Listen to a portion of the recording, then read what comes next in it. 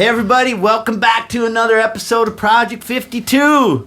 I'm really excited because we got Justin Love in the house. What's up, everybody? We met a couple years ago and finally just got together to write and really realized that we have a lot of similar artist interests and our vibe is kind of close to the same thing, except you're like 25 years younger than me, so I'll hang with you, brother.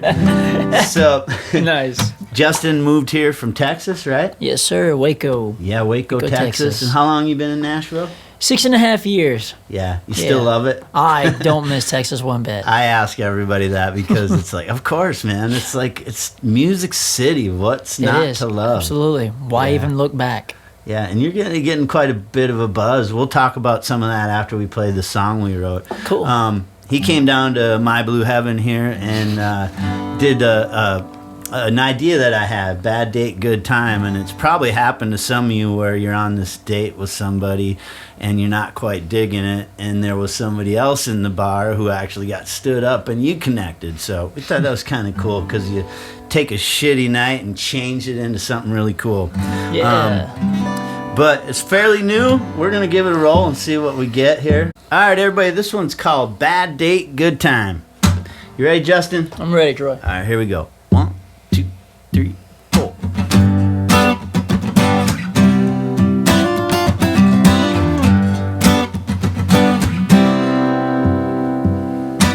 She crushed out a last cigarette, threw back another shot of Jack.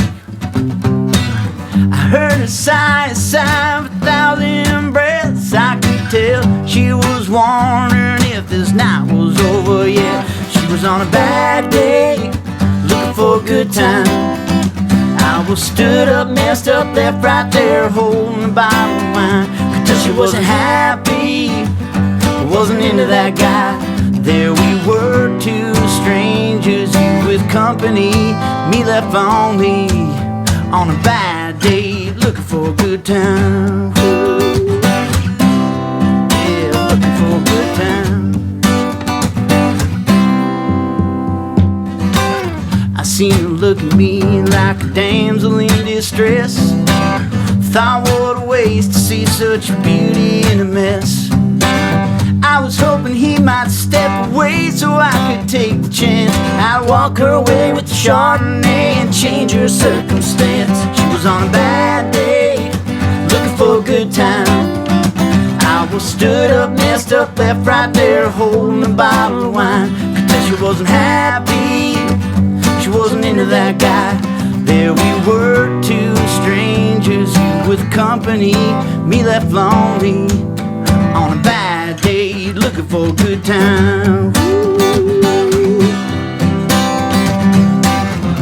Maybe some people ain't meant to be, but then again, ain't you and me on a bad day. On a bad day. On a bad day, looking for a good time. I was stood up, messed up, left right there, holding a bottle of wine. Could tell she wasn't happy, wasn't into that guy. Now we're no longer strangers or lonely. Turned a bad day into a good time. Into a good time.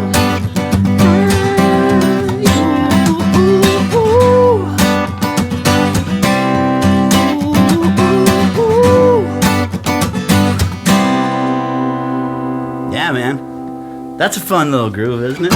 Yeah, it's really cool. Justin Love, man. First song we wrote together, so I think there's more to come. Heck yeah. But yeah, Justin, so I said at the top of the interview here, you're from Texas, from Waco. Yes, sir. You came to Nashville where it's a hell of a lot hotter. Yes. It's a humid heat here. Amen. Right? Yes, that's right. It really is. Like, it's September 13th. It's Friday the 13th, by the way, we're shooting this, and you're watching this on Sunday night. Thanks for hanging out with us. Appreciate that. But it's like seriously 100 degrees here today. It's crazy. Mm-hmm. I'm waiting for that little bit of fall break. Amen. I am too. It's hot outside. So enough about the weather. That's just the small talk shit. But So what are you up to? You're getting a little buzz in this town, which is really cool.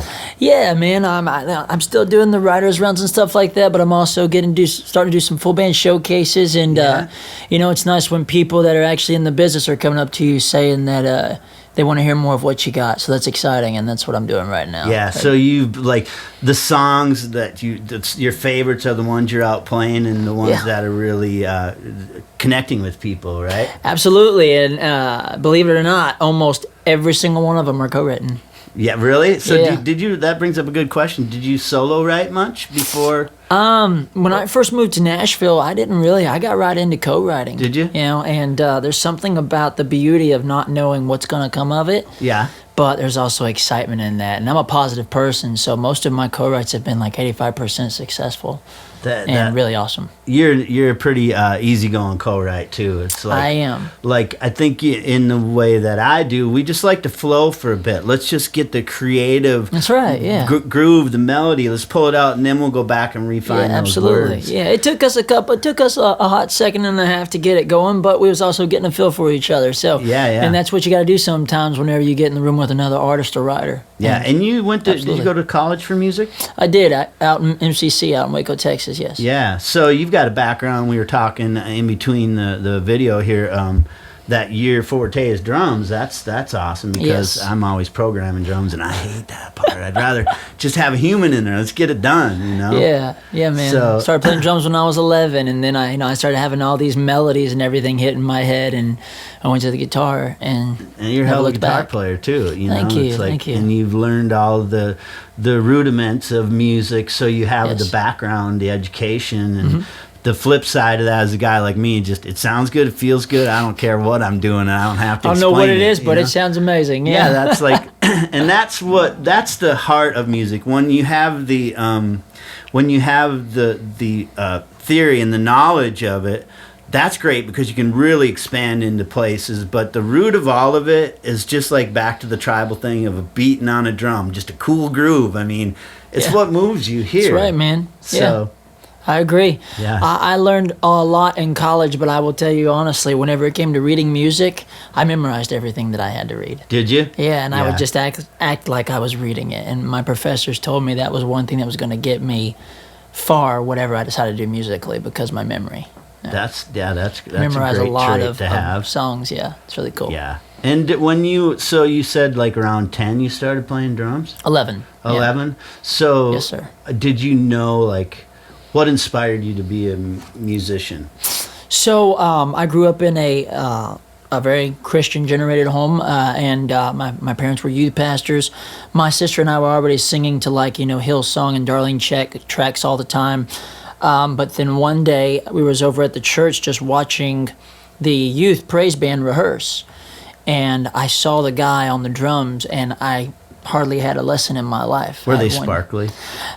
Like the blue sparkle drums hit me as a kid. They were almost like an ash or auburn sort of color. It was really cool. It was I think it was a D drum or something like that. But it was really nice. But besides that, it was fascinating watching that guy just beat on something, and I was like, I want to beat on something, And I went home, and for a week, I told my dad I had already dabbled on the guitar a little bit and got bored with it quick, and I said, I want a drum set. And he goes, well, if you want a drum set, you put some devotion into that guitar before anything else. I'm like, oh, so I tried it again and, really? dabbled, So and still didn't do nothing. I walk in one day and I got myself in trouble. Don't ask me what for, but for a whole week, everybody else got to play on a brand new $2,600 drum set, Yamaha Stage Custom.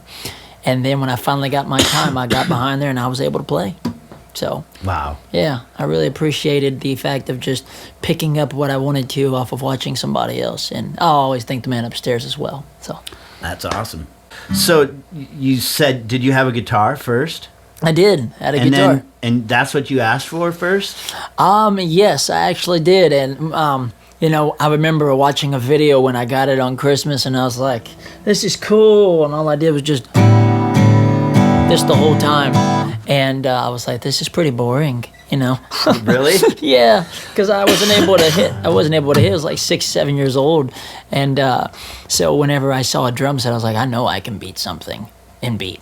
and I was able to. So interesting that your dad said you learn your lessons on guitar before I let you take on another instrument, and you showed drive to do that. I did, yeah. I didn't do it long, but it was long enough to get his attention to say, okay, that boy tried. And look what that gives, that background of rhythm on drums, like, is so helpful creating music, you know?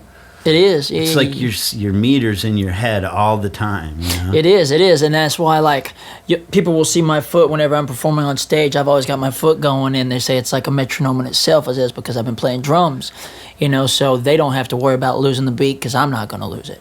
So. What do you think about, so we play a lot of acoustic shows here in Nashville, so it's just a guitar and you on a stool, maybe with a couple other people in the round, but what do you think about those stomp?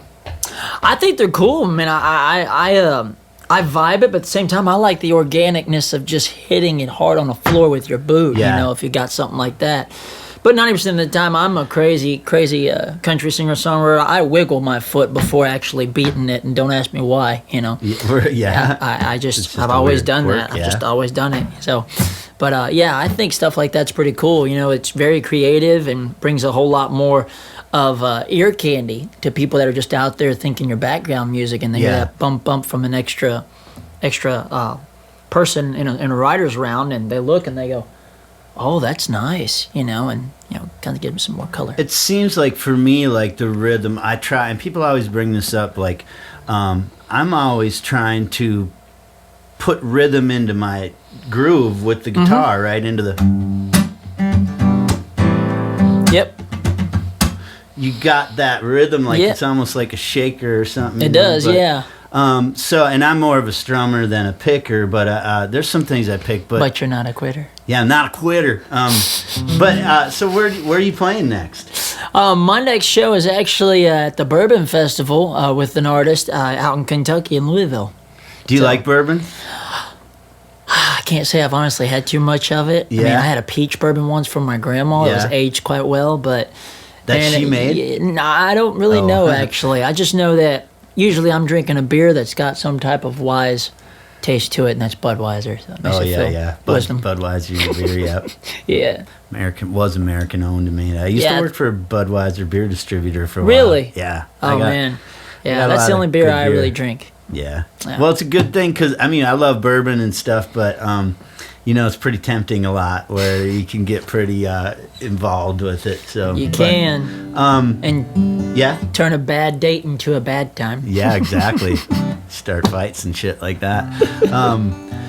So, and you gig around Nashville here and you back up other songwriters. I do, man. I believe support for other artists is just as important as trying to do your own thing. Yeah. Because you show you're not scared to get in the trenches with them on what they're trying to do, you know. And that's why I say it all the time, you know, collaboration is key. For myself, competition's bull. You know, I'm not trying to step on someone else's toes for their gig. You know, if anything, I want to jump on stage with them and let's both capture an audience. Yeah, let me enhance what you do because you might go somewhere, you know. Yeah, exactly. Yeah. And I get a lot of that. And now I'm known as a hired gun around Nashville. People call me up saying, hey, I heard you're a great guitar player. I'm like... Pretty soon your rates will be going up. Yeah, they already have once. So that's awesome. And you're doing some label showcases, so that's like the start of it all. There's definitely interest in buzz. Do you have a website? I do. It's justinlovemusic.com. And all your social stuff's on there? All my social stuff, yes, absolutely. What do you do? Are you pretty active on like the main platforms, Facebook, Instagram, and Twitter? I am, yes, absolutely. How do you keep up with that? Oh man, what I do is I post one on one, and then I turn around and say, okay, it's about time probably to post it on this, and so I start on Facebook usually. Oh, but you give it a little time between. I do, yeah. I can't post them back to back because then people that are watching my Facebook turn around and get on my Instagram and say, oh, you already said that. It's boring, you know. And sometimes you got to get creative also with your backgrounds, you know. And sometimes I like to even throw out a picture with myself with my own lyrics. Because people say, that's a cool song. Put a quote of your lyric on there. I was doing that for a little bit back a few years ago. And people started asking questions about it. And it's like, you know, that's a cool sound. Or it's an inspiring little line, you know. Yeah. That's like, I mean, now I'm going to do singles, just put them out, because I'm not actively working as an artist, but I like to go out and play and sing. I like people to hear what I do, but I'm not going to hustle it so hard where I want to tour, but I definitely want to put it out, and that social aspect of it all is where it's at. I mean, we got to be, you know. You do. You have to be active. You got to make noise. That song by Kenny Chesney is so true. You know, everybody's just here trying to make noise, and you have to if you want to be heard. Yep. And make your noise a little different, where someone goes, "What's that sound?" Yeah, ear candy. Yeah, and commercial and still feels good. That's exactly what you're doing. So, I appreciate the people that actually have been. I had someone the other day come to me after a show and said it sounded like you were covering hits of somebody else. Yeah. And I was like, that's a cool that compliment. is pretty cool. You know, it's pretty awesome. Yeah, so man. If I'm doing that, then I know I'm doing something right. That's awesome. Well, everybody, this is Justin Love. Go check him out online, and you'll probably see him back here for another episode, because we got some more dates on the book. At least I know we have one for sure. And we do. I think we hit We're it gonna off, write and another. We're gonna write another great song. And I know that you're gonna love Justin, so go check him out. And if you're in Nashville, follow him on his socials, so you know when he's out playing and that kind of thing. So, and don't forget, I always forget to say this. I'm supposed to say this at the top of it. Please hit the subscribe button. Trying to get subscribers. I'm just like, I want to hit that 1,000 mark is my goal.